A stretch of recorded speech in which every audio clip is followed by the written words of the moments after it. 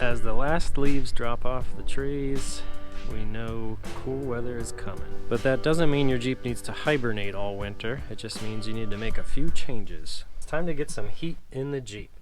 Kaiser Willys has some great heater options for all Jeeps. Whether your Jeep has a heater that kind of doesn't function, like this one on the FC, a leaky heater core or a burnt up motor, or maybe you just want something temporary, there's different options out there, but today we're going to highlight this really interesting, unique heater. This is actually the one that I gave away on behalf of Kaiser Willys at the Mason-Dixon show last month. The unique thing about this model is that it is magnetically mounted. So you can put this pretty much anywhere, in any metal surface, even in other vehicles besides Jeeps. It's a really well made, I believe this is French made, and it comes out of the box with everything you need, and you can just they're very strong, but if you want to blow it in one way or another or take it out, you could just cap off the lines. It has a really cool plug that just has a positive and negative, goes right to the battery and then plugs in, so you could unplug that. You could even put quick connects on the water lines, or you can mount it permanently. You can remove the magnets, they're just little bolts. Remove the magnets and mount it under your dash, whatever you want to do. But it's totally self-contained. It has the fuse right here. The switch is already in right there.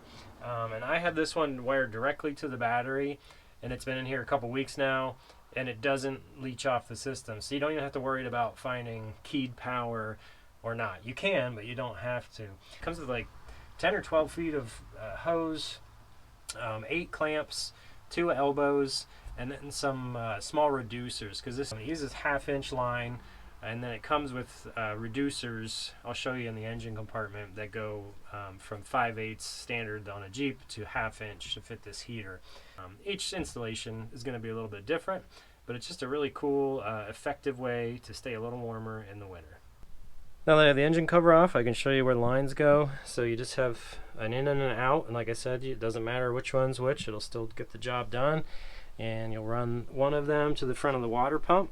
So if you had a heater already, you'd probably have a fitting here. Some people just have a bypass that goes to the back of the head, or you might just have a plug. So if you have a plug, you just take the plug out, and it comes with this fitting that goes from, I think it's 3/8 pipe thread to 1/2-inch barb for this hose. And if you have 5/8 line, you just take that 5/8 barb out and put the 1/2-inch barb in. So the point I'm getting at is it pretty much comes with everything you need to get this heater installed.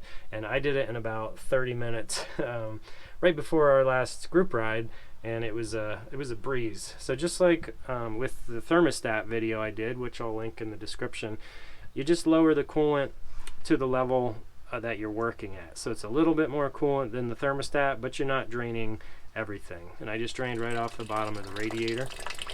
The other line should be on the back of your head. So a lot of people have this set up like a bypass, or this would be to your other heater core fitting. Some Jeeps will have a valve like this one. Others will just have an elbow or just a straight fitting. It doesn't really matter. And there again, you can use the reducer to go down to 1/2-inch line, or you can put your reducer in line. Doesn't really matter, it's still going to work just as good no matter where you do it.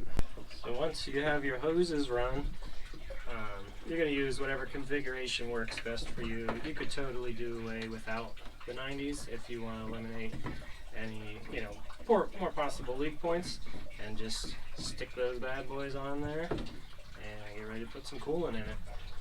I will say, when you top your coolant off, that you leave the highest fitting open to push all the air out. So I just had a little coffee can here, and I left this one sitting in there as I was filling the coolant. So on a CJ, you'd be at the radiator, but it's the same principle. It's to bring all the coolant up to not let air be trapped in there.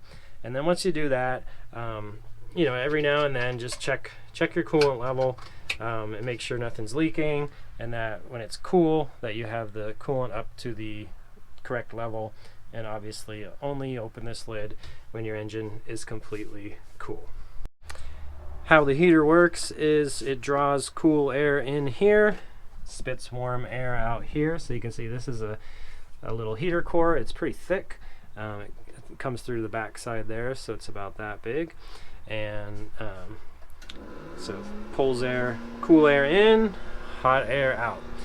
And this is an FC, so it's enclosed, so this area got very warm very quickly, and it was quite efficient. Since this is not functioning, half an hour later I had excellent heat, and I didn't have to drill a bunch of mounting holes and run a relay and all that stuff. I just 2 wires, 2 hoses, and we had heat. One thing to take note of, and it says on the website in the link that this is a 28 volt motor.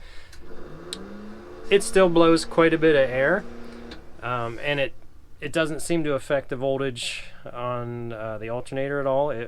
My charging system works fine running it. If you'd like to set it up as a 2-speed blower, you can buy one of these little guys from Amazon. They're under $20, and it's a stepper, so it goes from 12 up to 28. So then you could put a switch on that, and on 12 volt would be your low speed, 28 would be your high speed, and that would give you 2 different blower levels. But I don't have that right now. I'm just running on 28 volt motor with a 12 volt system, and the motor stayed cool, and charging was fine, and it blew plenty of heat. So but that is noted on the instructions and on the website description.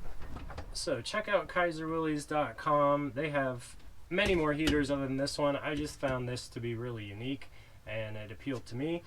They have more factory original style heaters and supporting parts. So make sure you check out those links in the description. As I tell everyone, if you ever have questions about any of their parts, feel free to DM me or comment on any of these videos, or just call the shop. Call Kaiser Willys. It's one of the great things about them is you'll probably get Mike or Jason. It's not many places that you can call that the owner or the people really vested in the company are going to be picking up the phone, and it's a real person, and they're going to help you get to the bottom of any questions you have. Same way if you ever have any issues with your order. I know all those guys are really dedicated to what they do, and they want you to have a good experience. So please don't hesitate to check in with them, and they'll make it right. But I really think you'll appreciate both this heater and their other options. It's getting cold here in Pennsylvania, and I can't bear the thought of parking all my Jeeps for the winter. I'm kind of getting spoiled with the FC because it is a little more airtight, but even my open Jeeps, I'm never going to stop driving them all year long. So if you're like me, as I get older, the cold is bothering me more, but I'm not going to stop driving Jeeps. So thank you, Kaiser Willys, for making some options for us. Make sure to use my code RedEyeGarage10 anytime you check out. It works on everything. It doesn't expire. So I really appreciate all you who are using my code. Thanks for watching this video. Let me know if you have any questions. Catch you later.